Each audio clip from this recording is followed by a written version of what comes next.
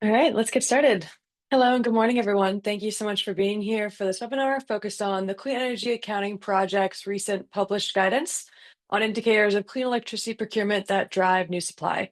My name is Renee O'Donnell, and I'm the manager of the Clean Energy Accounting Project, also known as CEAP. I'll be your moderator today, and I'm so excited to introduce you all to our fantastic panelists and host a lively discussion on all things impact.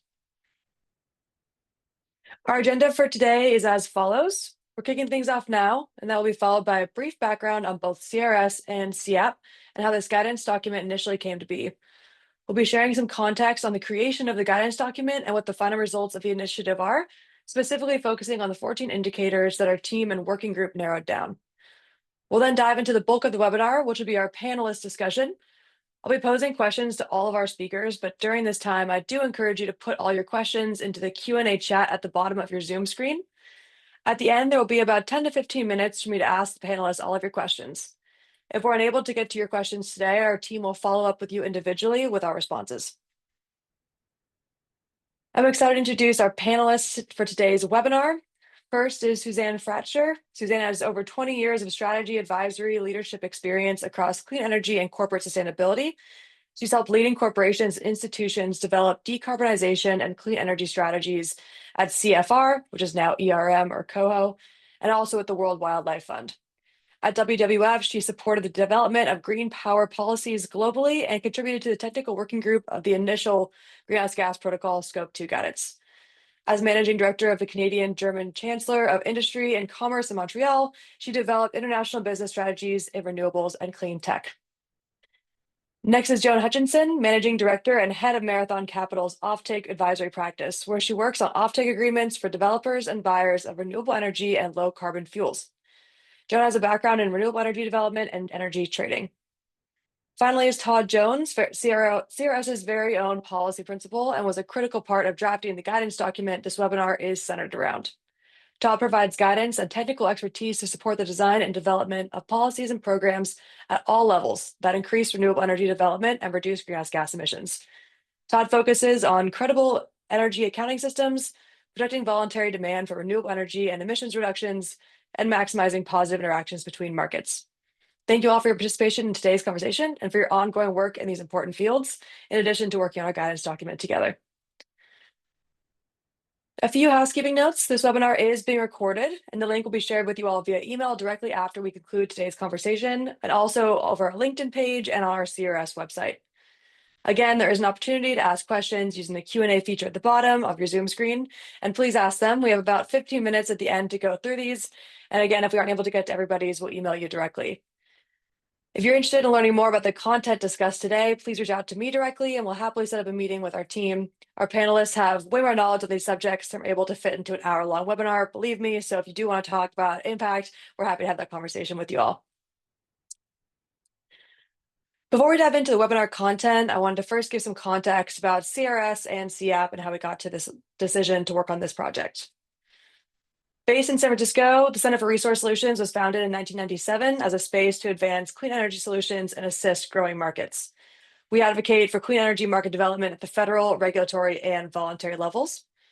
Over the past nearly 30 years, we've grown into multiple departments, including our most well-known Greenie verification program, our advisory services wing, our annual US and Asia Renewable Energy Markets Conference, also called REM, and also the subject of today's webinar, the Clean Energy Accounting Project, or CEAP. The topic of today's webinar, Indicators of Clean Electricity Procurement that Drive New Supply, was developed in the CEAP program. Each year, CEAP chooses 3 to 4 initiatives to focus our attention on within the realm of clean energy and carbon accounting. These initiatives are chosen by our advisory committee of leaders in the field of clean energy procurement and management. Once the CRS team and our advisory committee collaboratively identify the most pressing issues in the clean energy space, we get to work assembling working groups of experts in the field to help tackle these issues. These working groups are consensus-based and collaborative, and we work together to find answers to our industry's biggest outstanding questions. Once the working group concludes on an initiative topic, our CRS policy and market development team draft a guidance document that combines the conversations we had during working group sessions into a cohesive guidance document. These guidance documents are free to access for all, with the goal of CEAP to bring clarity and consistency to clean energy and carbon accounting principles. Here's our current list of advisory committee members who help shape the direction of our active and upcoming initiatives. We do currently have a couple openings on our advisory committee and multiple opportunities to sponsor some of our upcoming initiatives. If you're interested, please contact me and we can set up a time to discuss how our organizations can work collaboratively on initiatives similar to the one being addressed today. On that note, I wanted to get into today's subject. I'm going to hand it off to Todd Jones now, who will be introducing the guidance document and discussing its importance in today's clean energy markets. He'll be able to provide a high-level summary of the projects that we're working on and those 14 indicators that we identified that drive the most impact. Todd? Thanks, Renee. Hello, everyone. Glad to be with you all today. Again, my name is Todd Jones. I'm Principal U.S. Markets at CRS. I was the initiative lead for this, the latest output from CEAP, Indicators of Clean Electricity Procurement that Drives New Supply, which was published last month. It was developed between August and November of 2024 with the assistance of our expert working group. Next slide, please. So the guidance was developed in response to really strong interest from our advisory committee and the broader voluntary market in better understanding how voluntary buyers can increase their individual impact on new clean energy supply. There's been a lack of alignment, to put it lightly, on which procurement characteristics are most credible and effective in doing so. And this has led to reliance on some simplified assumptions about impact and certainly fragmentation and disagreement in the market. Next slide. So the goal was to identify credible indicators of impactful procurement. Sorry, can we go back one? Sorry about that. So the goal was to identify credible indicators of impactful clean electricity procurement, defined as purchases that advance new clean energy supply or help maintain existing clean energy generation, that could serve as actionable guidelines that buyers can use to evaluate different options upfront before procurement as a reasonable framework for leadership in the market with respect to this definition of impact. Okay, next slide. So before I get into the specific indicators, there's some important things to note about the guidance. First, this guidance focuses on indicators, not metrics. So we're not aiming to measure exactly how much new clean energy a purchase creates or provide an ex post impact score, but rather to highlight procurement characteristics that, based on existing research and expert input, are strongly linked to increasing supply. So the indicators help buyers make more intentional, informed decisions that support clean energy development. Second, the definition of impact for this guidance is intentionally narrow. It focuses on the effect a purchase can have on adding or maintaining clean electricity supply, not necessarily on greenhouse gas emissions outcomes or other environmental or social benefits. And that's not to say that emissions outcomes aren't important. They're clearly a major driver of voluntary demand. And of course, adding clean supply reduces emissions. But if this guidance had been focused on maximizing near-term avoided grid emissions, for example, instead of adding new clean generation, we likely would have ended up with a different set of indicators and strategies. We also focus on procurement that drives any new clean energy supply or maintains any existing clean energy supply, regardless of the type or location, or whether the impact is on near or long-term clean energy development. So while we acknowledge that different clean resources, clean generators with different characteristics, and clean resources built now versus later in the future will have different environmental benefits, we assume for the purposes of this guidance that any new clean energy added over any time period contributes positively. These indicators focus on the impact of individual purchasing decisions, not the impact of aggregated demand on the system or of broader purchasing classes on overall development, but on how a single buyer's actions can affect clean energy supply. And importantly, the guidance starts from the position that all voluntary procurement is meaningful.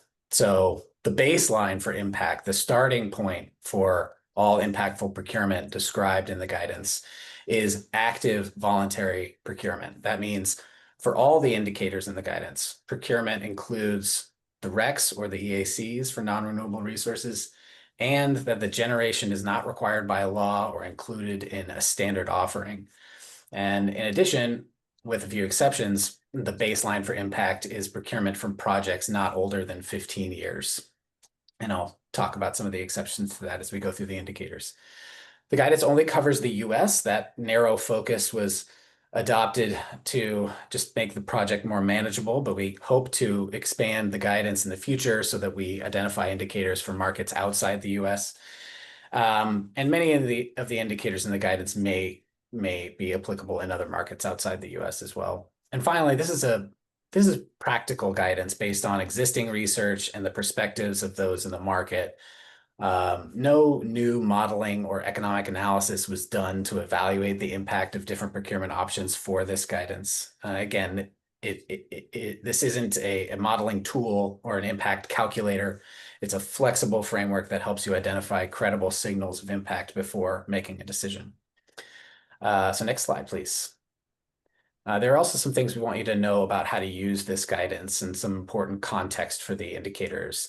One is that the indicators were designed to be applicable across purchasing options and across regions and across types of buyers. So applicable across PPAs, utility programs, unbundled RECs, and other purchasing options. In general, we found that impact depends less on the type of transaction and more on the specific characteristics that can show up in different procurement structures.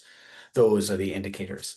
And they're not applicable only to particular regions or particular buyers either, although the availability of procurement options with these characteristics may vary across regions and may be more easily accessed in certain regions or by certain buyers.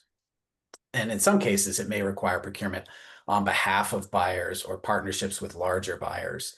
But the guidance is not about setting a new bar that excludes smaller or newer buyers. It's about offering practical guidance that anyone can use. The indicators are also modular and independent, so you don't need to align with all 14 to make a meaningful impact. Even one or two can signal additional impact. These indicators are not rigid rules. They're not pass-fail criteria. They're not exhaustive or exclusive. And they're not meant to disqualify any purchases that don't align with them.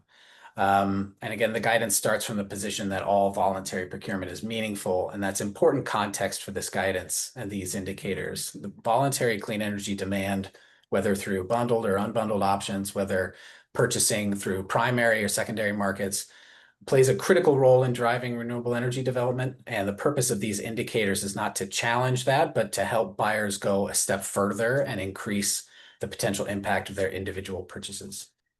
Right, next slide, please. Okay, so let's get into the indicators. I'll go through them, but I've listed them all on this slide just to make some overarching comments first. So we have 14 indicators grouped into 3 categories: impact on new clean energy, impact on maintaining existing clean energy, and increased indirect impact on new or existing clean energy. And overall, you get the sense of a broad range of procurement strategies that voluntary or corporate buyers can consider to increase the impact of their clean energy purchases. Again, this is meant to represent a flexible ex-ante approach framework for buyers. It's meant to encourage intentionality, not perfection. Buyers can consider what's feasible and relevant to their context. They move the market beyond, we hope, beyond overly simplified assumptions, things like PPAs are good and unbundled RECs are bad, towards a more nuanced understanding of individual impact. They're meant to help bridge the gap between market behavior and policy goals and real-world project development dynamics.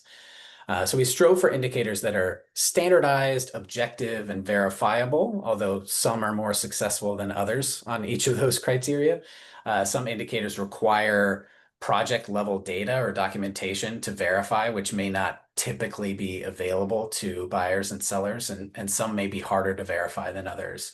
And we note where this is the case in the guidance, but we do not provide additional guidance on how to verify specific indicators or what documentation or data may be needed and how to get it. That's just a limitation of the guidance. And just as a quick reminder, all of this builds on a baseline of active voluntary purchasing. And that means in part procurement that is surplus to regulation, meaning generation is not used for compliance or required by law, and with limited exceptions, purchases from projects not older than 15 years. Next slide. So starting with the indicators of direct impact on new clean energy supply.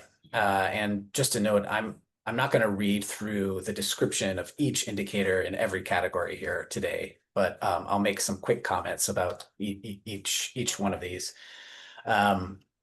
First, long-term purchasing.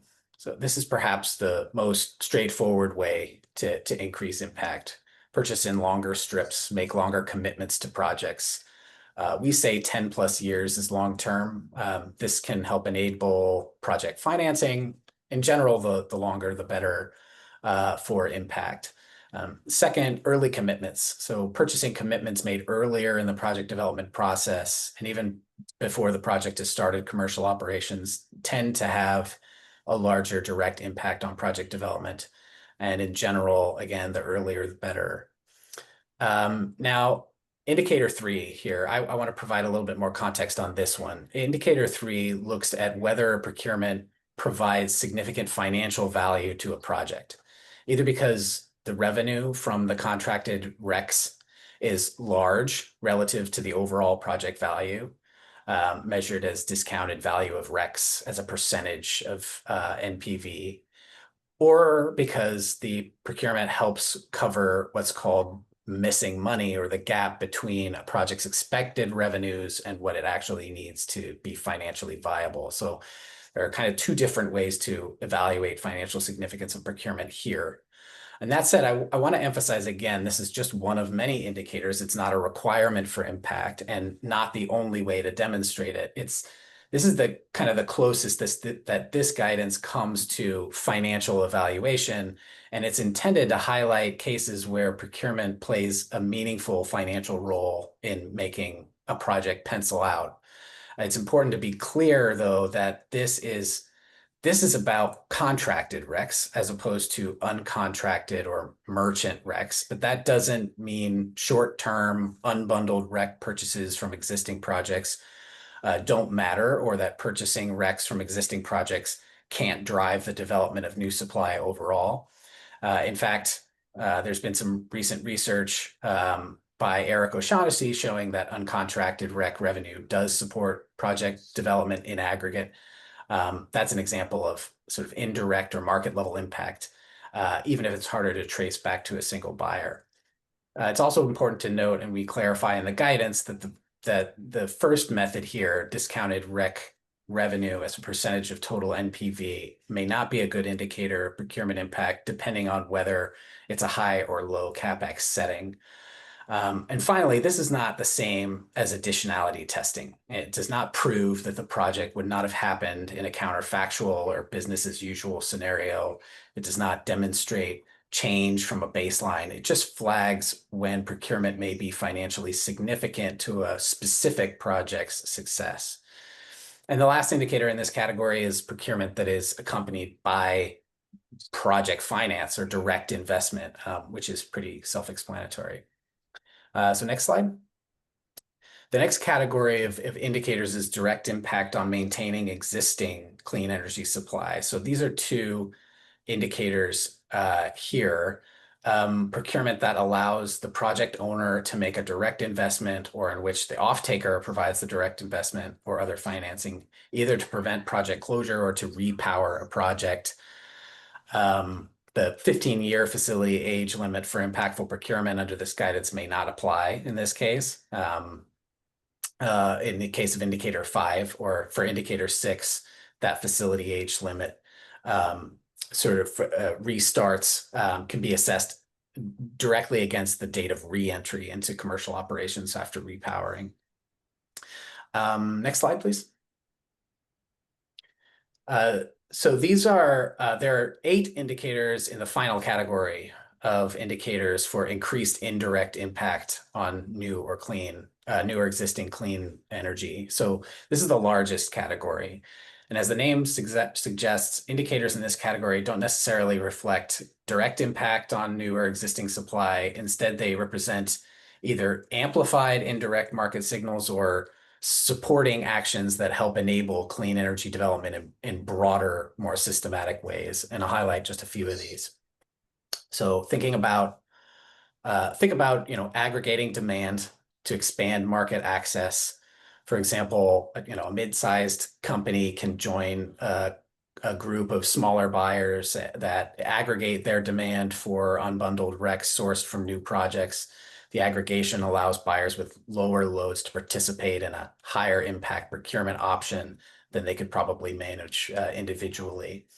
And think about, purchasing from new dispatchable resources like certain low impact hydro and biomass or geothermal or renewables with paired storage, which may help address, rapid ramp ups before peak demand and generally support grid integration of renewables. And then finally, there's time matching. So hourly matching, purchasing generation to match your load on an hourly basis, which requires, additional hourly generation data that's not always on the REC, and it requires you to have hourly consumption data as well. But it can have an increased indirect impact on the development of new supply by linking procurement to hourly supply conditions, specifically where you can create demand in hours where supply is scarce. And in general, hourly procurement sort of narrowing the time frame that the supply window can increase the likelihood of scarcity. But again, it requires you to have an understanding of sort of regional hourly supply conditions. So it can be tough, it can be expensive. But I'll reiterate that hourly matching is just one of many leadership strategies, and it's not the right fit for every buyer or every situation. So it should be pursued thoughtfully where it adds value. And precision in matching shouldn't come at the expense of continued participation in the market or investment. Next slide.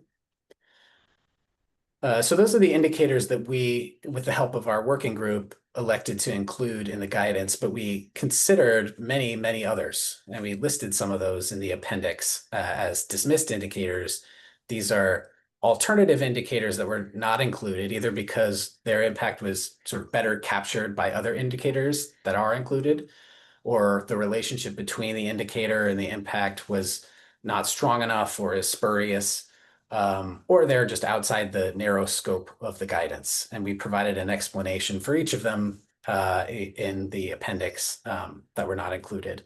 And again, there are too many to go through individually today, but just to highlight a few. So the type of product or contract, like a PPA, unbundled REC, or utility program, was considered too varied to determine impact just based on that category alone.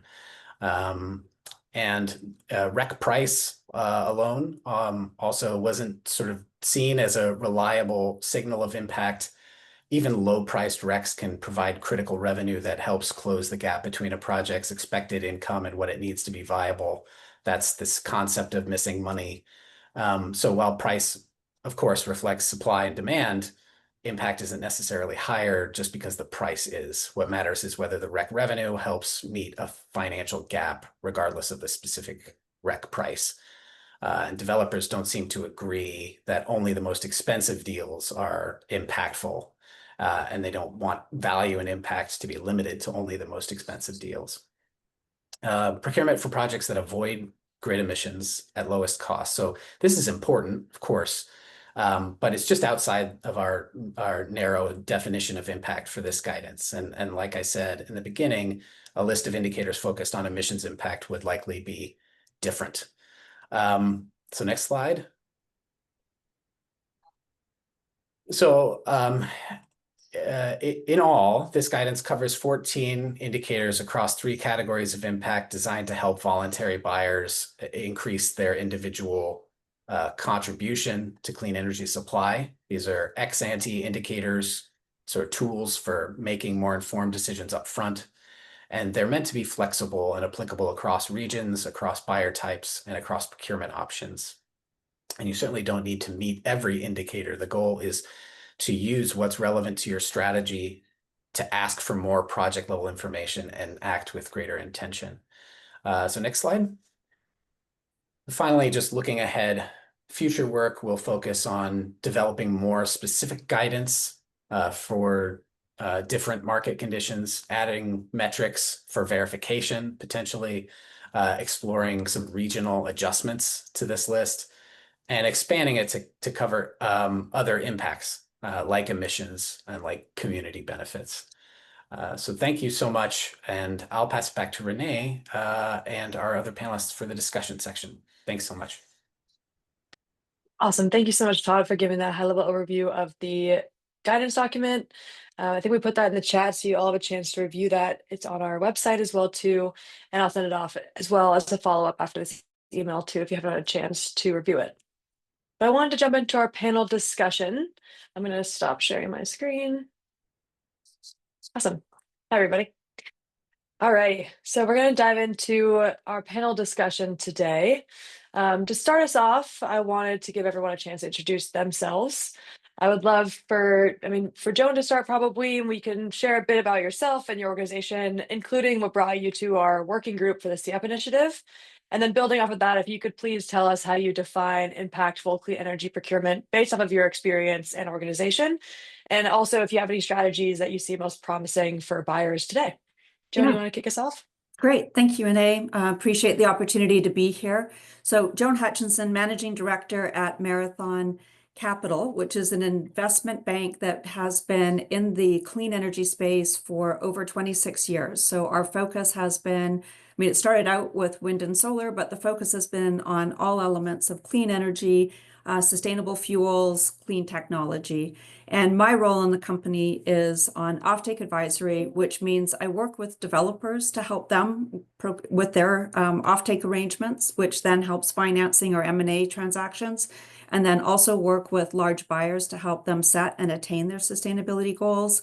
Most recently, there's been a strong focus, of course, on data center loads and physical aspects of power supply, not just the offsetting of energy with renewable energy credits. So we see a lot. We're on both sides of the deal structures, and that so we understand that parties are trying to do the right thing, and I thought that this effort to define what creates meaningful impact was interesting and worth participating in because it takes a step back and gets out of the rules and regs and details and says, what are the fundamental principles that we're trying to achieve, and how do we go about doing that? So I think it has been a refreshing relook at energy procurement in a very fundamental way. And I think it's helpful as buyers navigate all the other elements that we have to navigate right now. I would say that meaningful impact in clean energy procurement really does start with creating the ability for projects to get built, which often means creating the ability for projects to get financed, and hence the need for these longer term commitments for procurement. And that does is allow debt to come into the projects, keeps the cost down, keeps the equity investment at a level that's manageable, and that's how projects get built. The other element, though, is that you want projects to get built that can then generate. So building a project in an area where they can't generate very often, a lot of curtailment, makes less and less sense. It didn't used to be a big factor. It used to be fine in most locations. Now, both the developers and the buyers are taking a good hard look at what is the ability for a project once built to fully utilize that asset to generate renewable energy. And we have seen work well is having both buyers and sellers work closely together, work in advance, learn to understand each other, because some projects don't really need that full long-term commitment in the same way that others do. We have one project, for example, all they want is the REC contract. They don't want it to settle against power prices because the equity is willing to put in a huge slug of money. And they are willing to take that risk. And so if you're working with a developer like that, you know, there's many, many more options that you have for shorter term contracts or just REC contracts. And unless you're having conversations, you'll never know exactly how you can best support a project, either financially or, you know, or through giving early indication of locations.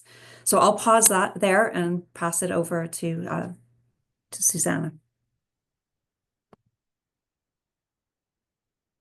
Yeah, thanks, Joan, and thanks, Renee and Todd, for inviting me here to this webinar and also to the working group that preceded the launch of this report. My name is Susanne Fratzscher, and I'm the Vice President for Strategic Solutions at Soul Systems. Soul Systems is an independent power producer, and we are developing, financing, constructing, and owning clean energy infrastructure with the intent to also creating local benefits. And we have a pipeline of 7 gigawatts of projects across 38 US states. And so we have a broad view on the US market for sure. As Renee said, my background prior to joining Soul Systems in a capacity of now facing corporate buyers like Joan is doing, was really to promote the corporate buyer voice as a driver for change to accelerate the clean energy transition. That has always been a mantra for myself, and I've seen it playing out particularly over the past decade. And I really believe that looking at, as Joan said, taking a step back and looking at what is impactful in driving that acceleration of the clean energy transition is really very, very important, so that we all kind of take whatever every party in a transaction can bring to the table to really make projects happen. And not only new projects, but certainly also on a system level. It is very important, even if that's not the focus of the guidance, to always keep in mind that corporate action is part of a system-wide net of transactions that ultimately propels clean energy forward. And this is already, as Joan touched on, clean energy development is a very costly and commitment intense business. Particularly, a lot of the investment is put in upfront. The variable cost over time, if it's wind and solar, are free. So the long-term costs are more really front-loaded to the beginning. So being able to have buyers and sellers come together and really see where different contributions can be made to make these projects happen or to maintain a project's operability is really critical. And so the system level importance of REC markets, which certainly are the underpinning currency for all clean energy transactions, are so important because they enable different sorts of transactions, and they also enable different abilities to tap into these infrastructure pieces, be it upfront or towards during their lifetime. And then finally, I'd also emphasize when I define impactful clean energy procurements that we should all also look beyond the megawatt and really see what this clean energy transition can do to local communities and ecosystems, and really encourage buyers to take a look how these transactions can be made meaningful by really being intentional about the impact beyond the megawatt. Awesome. Thank you both for those perspectives. And I'm glad that we were able to kick off this conversation by both of you bringing in the community aspect of it and the collaboration aspect of having these conversations. So thank you both for those perspectives. Since our working group met in last in November, that was our last working group session, a lot has changed in our corporate clean energy procurement landscape. Two major developments stand out since last November. First, the reconciliation bill that modifies part of the IRA and shifts the investment environment. And secondly, the proposals from the Greenhouse Gas Protocol and from SBTI that significantly change Scope 2 accounting and those rules for reporting clean energy towards science-based targets. So how do these developments shape your personal outlook on impactful procurement? And how do you see this guidance document fitting into that ever-evolving context? I'll let one of you choose which one of you guys wants to start. Well, I can briefly start, and then Joan, you take it further. Certainly, what is happening in the market, particularly since this year in the US, is very very important to consider as corporate buyers engage and strive towards meeting their carbon goals. Certainly, what we are faced with now that a broad set of the Inflation Reduction Act was rolled back and the new federal provisions kick into place, we can expect that there will be more restricted project availability over time. And also with the requirements around the FIAC requirements and tariffs overall, we can also expect that cost will go up. And all these aspects really play into the effect that we will probably see less and more expensive supply over the coming years for corporate buyers. And so that intersected with climate commitments and many of them being hitting 2030 goals, and growing power demand in the market overall. Joan touched on data centers earlier, but also electrification of industry and transportation. We will, in my opinion, see more competition for clean energy procurement opportunities.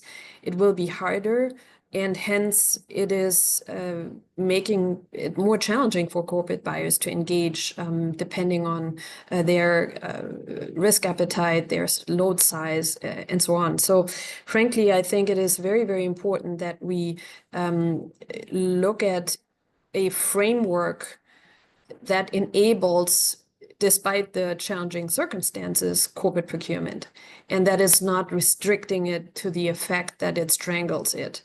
And so this guidance really, as Todd mentioned, provides a very fundamental and flexible look at what impact means, and is not drilling down on one specific aspect and additionality test or what have you, but really providing a broader, more holistic view on how clean energy can be deployed. So really appreciate that holistic view and the flexibility it provides. Yeah, I have a lot of alignment with what you just said, Susanne. I think we are going to end up with fewer projects that then attract the ITC or PTC, because there's only so many developers that have the wherewithal to start construction in order to qualify. And so in order to start construction, you either have to spend 5% of the cost of the asset upfront or you have to physically start construction. And so all of this means that even though you will get the ITC, PTC, you are going to have to advance your procurement, advance your construction, advance your design in order to support those two initiatives and bring costs forward. Bringing costs forward in development is an expensive time to be adding additional costs. So even with the ITC, PTC, you can expect that new projects will have higher costs. There will be fewer of them because there's only so many developers that can afford to do this. Other projects that are good projects will eventually come online. We will see them coming online without ITC, PTC support under the current scenario. And so as a buyer, one of the risks we have is that most buyers tend to be more careful and slower moving in their procurement decisions. And there's a bit of a rush to get to market, to get these projects advanced and developed in time to keep them as low cost as possible. So buyers are going to have to think as quickly as possible through the new regime, including the expected increase in costs. And there's also a lot of difficulty for sellers to understand what their pricing can be because there are supply chain issues, tariff uncertainty. And so buyers are also going to have to work closely with sellers to understand any risks that can be shared, mitigated, in order to keep these projects moving. So I think it's going to be a very intense next year, and there are going to be parties that successfully procure and projects that advance, and others that are going to have to take the consequences of waiting for later, which may not be terrible. We'll see, but I think that there's a bit of a rush to get those initial projects that will have the best economics, which obviously is important to both buyers and sellers. Yeah, the GHG proposed rules are adding another degree of intense complexity. And so also getting deals done prior to those rules being in effect, keep it simpler. So it's another motivation to act now. We'll have to see how far the GHG protocol is willing to push these more onerous requirements. Because in a world where we're already seeing cost impacts, I think that the proposed rules will have very high cost impacts. They are perhaps ideal rules and regulations, but if nobody can meet them, then the ideal is probably not where we want to be focused. We want to be focused on something practical and doable and advanceable. Absolutely. Todd, anything you wanted to add there? Yeah, well, there's certainly a lot more information that we can provide about the GHG protocol updates and information that GHG protocol has provided publicly. But yeah, I think that's a good place to end it for the purposes of this particular webinar. Great. All right, moving along. Some researchers have argued that products like unbundled RECs don't meaningfully affect clean energy supply based off financial modeling. Yet, many developers and investors, including those on our own personal working group, see RECs as valuable and impactful. So I'm interested to hear both of your perspectives on how you explain that disconnect between those studies and those researchers' perspectives versus what you actually see in practice. I'm happy to start. We'll take turns. That'd be great. Yeah. Yeah, I think, measuring impact has been defined on increasing the number of megawatt hours on the grid and parties trying to link their actions to that very specific increase. But it's really a whole universe of contributors that get equity comfortable in investing. The debt typically does look to that knowable revenue stream. And so to get debt into a project, long-term contracts matter. But for equity investment, it can be a much broader array of opportunities that make them interested in putting their higher risk capital into a project. And so, for instance, parties that like to have maybe 20% of their project exposed to the merchant energy market, they appreciate and rely on the fact that there is also a REC market that they can tap into and sell their merchant RECs on a quarterly, annual basis. If that didn't exist, that would be a handicap to their strategy for having some merchant power. There's also a need when you're doing procurement to be able to bridge from the time you make a commitment to a new project. And there's a need to have merchant RECs available for bridge contracts that can be 1 to 2 years. And so having that whole market at play where you are just buying the REC is an ecosystem that supports renewable energy in general.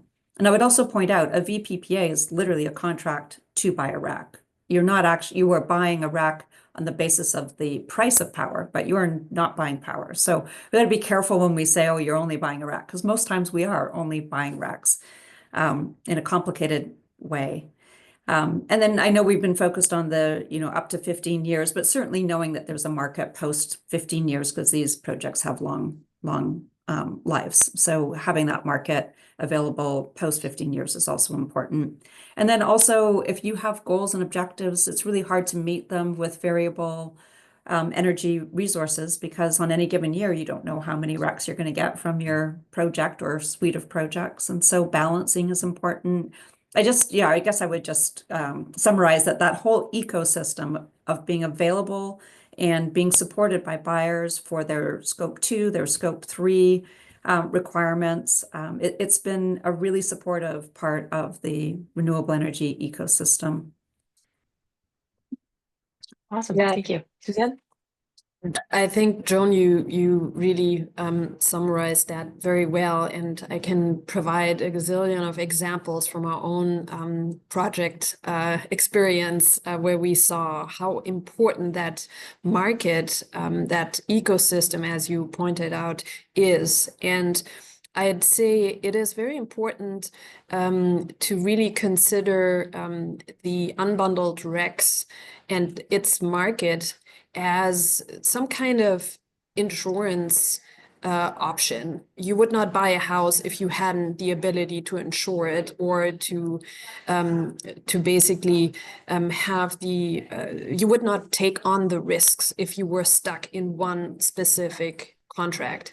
And if we are entering into offtake agreements with our corporate customers, if there are project delays or things happen, well, there are significant damage liabilities embedded in these contracts. We're talking about multi-millions of dollars. And if you're able to have a market where you can, as Joan mentioned, fill gaps through bridge RECs, where you have the ability to meet certain hours if you have granular requirements, that's really where you get your investment committees willing to move projects forward. Otherwise, like the absence of an insurance, you would hesitate to put the full investment forward. So this is very, very critical. And we've seen it also playing out the importance of unbundled transactions in other instances,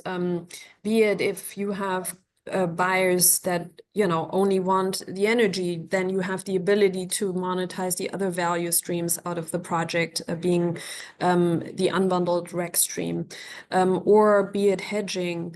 There's really the importance of the flexibility that that is conducive to enabling these transactions in the first place. So I'd really underscore that it's very important to not only settle on the financial contribution of one specific REC, as Todd pointed out before in providing the guidance overview. You're not driving a car with 3 tires either, even if your 4th tire may have a small financial value. But without it, the ecosystem / the car in the analogy would not work. So I think this is very, very important to keep in mind. Yeah, I'd leave it at that. Awesome. I think it's a great place to start transitioning into some of our Q&A from our audience. Please keep them coming if you have any additional ones as well. I think we're going to answer a couple, just about 2 questions right now, and then I'll give each panelist an opportunity to give some closing remarks. But first, I wanted to direct this first question to Todd. It's relevant to the guidance. An attendee asked, is low emission gas considered a clean energy source for the purposes of this framework? Yeah, thanks. So this and the other question that's there both sort of get at the definition of clean that we sort of use in the guidance. And so to address that, in this guidance and in general for CEAP, for the Clean Energy Accounting Project, we use clean electricity to refer to broadly to electricity sourced from technologies commonly recognized for their environmental attributes, for example, a low or 0 emissions rate. And that term sort of intentionally extends beyond narrower definitions of renewable or green power. that are used for example, for the Green E standard or in foundational documents like the Guide to Purchasing Green Power. So while those terms might be tied to specific standards like Green E and reporting or regulatory frameworks, we use clean here to encompass a wider range of electricity sources relevant to evolving procurement practices and objectives. And in general, these indicators aren't limited to certain resource types. They can be used to support any generation. And of course, we are focused on advancing clean electricity generation. So I hope that answers the question. And I think that generally gets at the next one as well, in terms of plans for the guidance to cover non-renewable clean energy procurement options and strategies. I think it's applicable to those strategies and those resources as well. Yeah, I agree. Thank you. And anyone has any additional questions related to that, please direct them to Todd and myself. And if you're interested in learning more about fuels specifically, CEAP just released another guidance document about market-based accounting for clean fuels. So if you're interested in that too, check out our website. It's a pretty hefty document, so we're happy to answer any questions that you have on that as well too. Before we head out, I wanted to have one final question for each of our three panelists, and we can start with Susanne. Looking ahead, what trends or changes in voluntary procurement would you like to see? Just want to make sure you have an opportunity to provide any final thoughts there.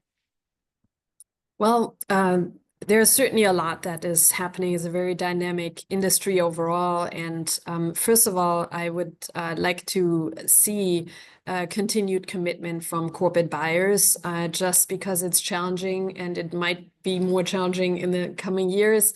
Doesn't mean we can't do it and we can't do it together. So keep engaged.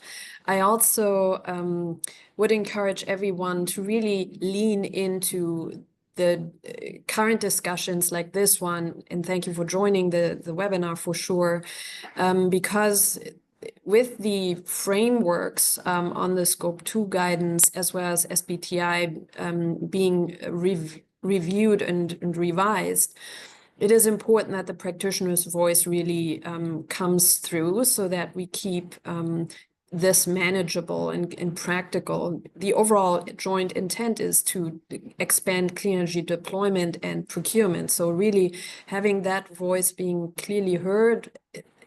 Anecdotes and examples are very, very important, and just don't think because it's just one, it doesn't matter. It is really important to bring about these information, particularly when it is not possible to share project-specific information in project finance models, etc., to provide any metrics or tests publicly. This is just not how these transactions work and will never work, and it would not be verifiable broadly either. So engaging and sharing your perspective, particularly also what is feasible in terms of cost, is really, really important. And what I'd like to see is customers engaging in broader views of what impact can mean in their companies, what kind of business case they can make. This can vary very much. And bringing this to the table, also when in discussions on transactions that we have with customers, is very important, particularly some willingness to engage early, which is one of the indicators, because as Joan pointed out earlier, being in this together and enabling transaction really starts it is very important to start that earlier, because the investments that need to be put up front here in the next years is very, very important. So yeah, being flexible and intentional, I think, is really what I hope for. Flexible and intentional, a good place to transition to. Joan, same question to you. What trends or changes in the voluntary procurement space would you like to see? Yeah, very similar, of course, to Susanne. I would say that recently we have seen offtake agreements be pushed out in time to be just before debt financing. And that's been because people have not been able to nail their costs until closer to that time period, and they have not wanted to lock in offtake agreements without knowing costs. And so when we say earlier is better, We have not seen as much of that recently because sellers have been willing to wait in order to have certainty. But I really do think that that shifts now to much earlier is better and much more cooperation. And I also would say for the buyers that it's going to be hard to understand the decisions that you're making unless you can either yourselves or through advisors understand the markets, because what you're likely entering into is a contract where you're committing to a revenue stream or a cost that's based on the spot price of the market and the fixed price in your contract. And while it's bad news, probably for everybody, that costs are going up, costs are going to go up for renewable energy generation. Costs in the market, like the spot price of power, may also go up.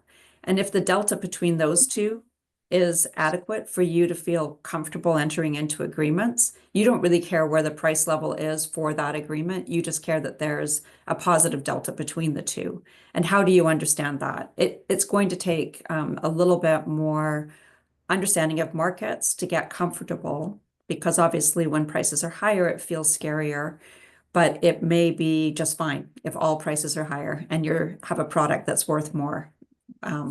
And that covers your fixed costs. So I would say, yeah, working closely with your partner, buyers and sellers, and making it an effort to really understand the economics so that you're making solid decisions, especially if these are long-term contracts.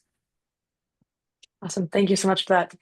Finally, Todd, any thoughts? Sure, I'll just keep my final thoughts on the guidance. So, I think once you understand the indicators, the next step is really about asking better questions when you're making a purchase. So ask your suppliers questions like, what is the age of the project? Are there opportunities to buy in longer strips? Can we aggregate our demand to support a new project?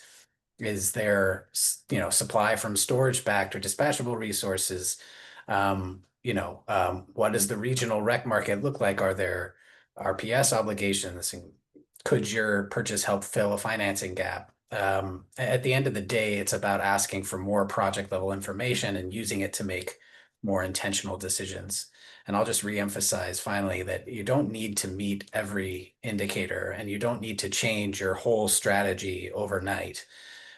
Start with one or two that align with your goals. This guidance is here to support transparent, flexible procurement that works across buyer types and options, and incremental, thoughtful steps can and do make a difference. I'll put it back to you. Thanks, Renee.